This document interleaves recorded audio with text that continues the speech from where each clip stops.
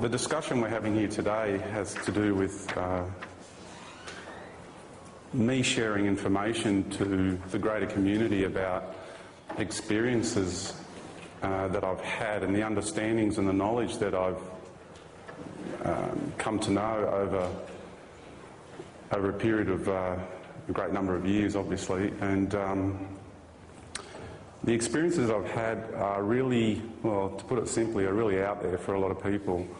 They're quite vast and varied, and it's given me the opportunity to see this reality from many different perspectives, many different layers, from layers within what we refer to as the veil or the illusion, or it's got many terms, and also from outside the veil. I've taken many journeys beyond this reality, and those journeys have not just the destination hasn't been on one level, it has been on many levels beyond this reality. And I'll just like to preface the talk now by reading this out, because we like to express things, but there's some people that just nail it. And a good dear friend of mine, Leonie, nailed it. So I'll just read this paragraph to you because it sums it up. The only thing we as individuals can really and truly teach from is the foundation of our wisdom and our own truth. To teach from anything else, this includes all belief systems, religions, philosophies, doctrines, etc., is to be a disperser of knowledge, not a real teacher. Every single person on this planet has something to teach. There are no exceptions. To truly teach is to trust that your own unique knowing is worthy of being taught. Therein lies the meaning of our existence here, to shine and to teach. All belief systems, religions, philosophies, doctrines, etc., have flourished and remained in place for so long because we as a race have found it easier to spread that knowledge. To be or not to be. That's what Shakespeare was saying. Not the true untapped knowledge of our own heart, our own sovereignty, our own godliness, a godliness that we were never separated from. When will we awaken and realise that the only knowledge worth truly teaching is what we know? Who we are and what experience has taught us. Anything else, anything adopted, is attaching us to something that keeps us from knowing our true self. Yes, we will see ourselves and resonate with the teachings and knowledge of others. However, in this life, to fully express the entire spectrum of our own godliness is to teach from our own unique spirit, the very spirit that is connected to all that is. And I think that pretty much sums up the message that I wanted to begin with. That the body of knowledge that I'm sharing with you here today is, the vast majority of it is my own experiences, and that's where it's coming from. I'm not going to stand here and regurgitate other people's work. I'll reference some things, but not the whole lot. So I'll begin with an experience that I had in 2003, where I found myself being picked up and taken by a group of beings who were familiar to me. It was like a family, and took me to a place which was not of this world. And when I met these people, I knew they were family. It wasn't like a negative abduction experience or anything like that. And then I found myself, they were preparing for me to go through this individual process where I left my body, and not on an astral level. There's different levels you can leave your body. There's different types of consciousness that you can access from your being and leave your body and then travel around. The most common one people know is astral travelling. Then you can travel in what some people term the etheric level, but this was my full-blown consciousness. Everything came out of my body, and I was pure consciousness, which is the omnipresent part of our being, where we can just go anywhere and do anything. And so I travelled up through the dimensions of the universe, and I went through all the different levels, and then I came back. And when I came back, I couldn't stop laughing. I just couldn't stop laughing, because prior to me actually leaving the body and taking the journey, I still had a lot of the lower ego attached. And when I came back and realised what's really going on around here, I just couldn't stop laughing. It was hilarious. And the laughter was, I've never laughed like that before. It was so deep and joyous. So I'm going to begin this first part of the talk, because we're going to have 3 parts to it. And the first part will be, I'll discuss the structure of the universe. And I've done this before, but there are some subtle changes, because the journey that I've had over the last few years, once I started awakening and coming into my own power and becoming my own being, other beings took notice of that.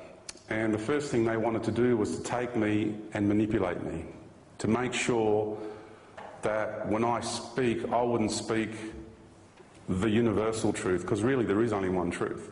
I know all truths are relative, people say, but only small truths are relative. There is only one universal truth, and as to what's going on. So that is what the controlling factions, if you want to put it that way, don't want you to achieve and to know and to understand. So the other thing is, this knowledge I'm sharing with you here today is not anything new to any of you. You will know everything that I share with you. It's just you've forgotten it. So all I'm doing is providing a trigger here for you to remember, because all of this knowledge is inside of you. Everybody's got it. We've just forgotten it, because that's part of the separation journey. But now we're at the time in the cycle where it's time for us to remember who we truly are deep down inside, and why we came here, and where we all come from, and where we're all headed. And that's what I'll explain here today. The second part of the talk, I will get into what we call the grand deception. It's really profound. The magnitude of it is really great. What is about to be played out here on the planet now is quite a Hollywood blockbuster theme. It really is. It is profound what's about to take place. And my objective here today is to inform people with my experiences, so they have a point of reference. You know, the more points of reference you have, the greater your ability to make better decisions for yourselves. Okay, so this is all about empowering you with knowledge, with understanding, with perspective. And the third part, I'll do a little bit of numbers. I'm not going to get into the numbers too much today, but they are really profound. And then we'll have lots of question time as well in the third part. Okay, so that's the structure of today. So the first part will go for about an hour, maybe a little bit more. All right, so what I discovered when I went through the dimensions of the universe was,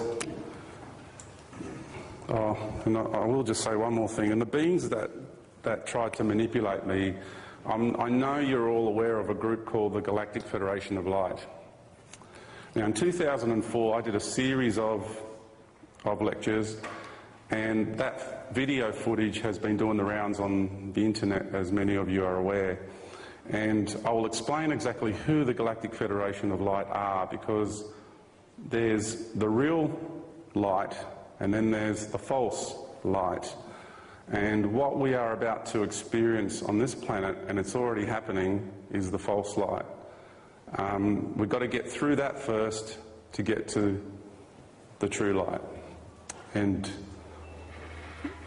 we all wanted this experience. It's like a test. It's like everybody incarnated at this time to achieve this graduation process, if you wanted it.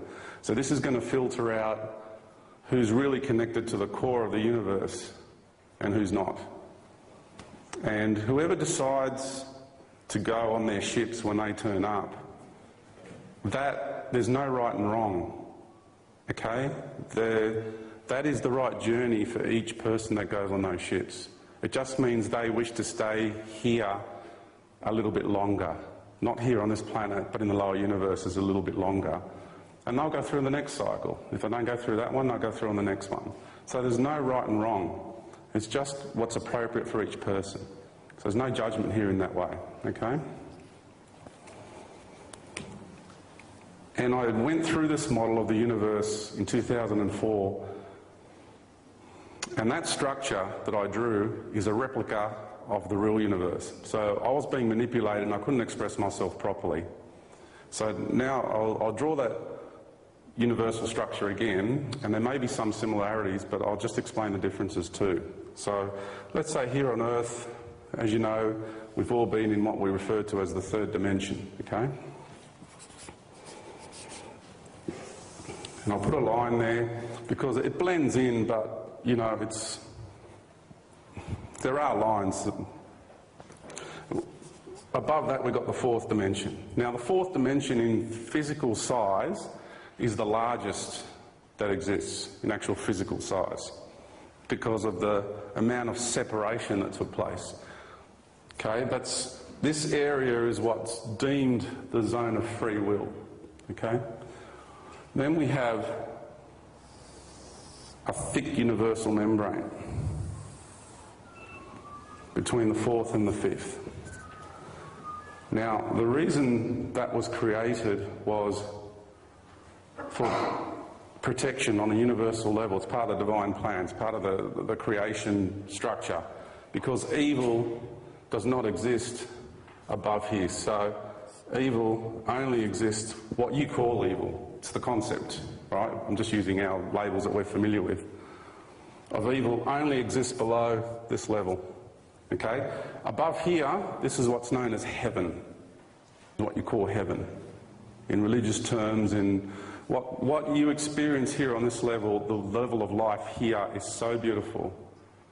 Everything's in harmony. Okay? It is amazing. Now this realm, the fifth dimension, exists on this planet too. And you know it as Avalon, or Shambhala, or Shangri-La. It's got lots of names, okay?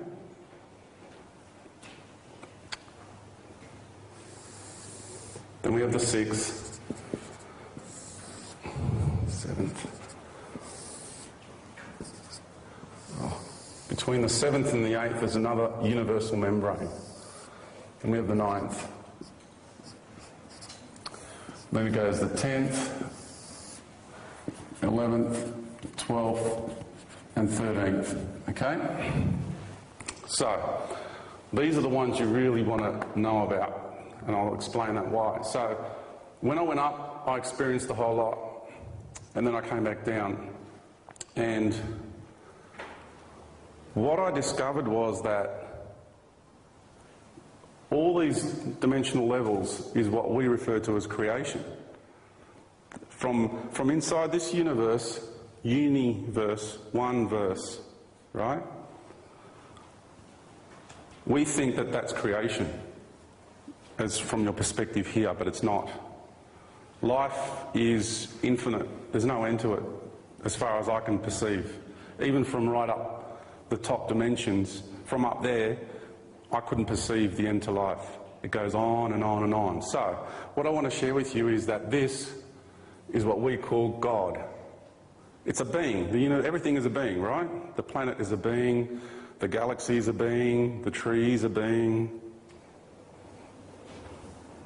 This rock is a being, it's consciousness, experiencing itself, manifesting itself as such.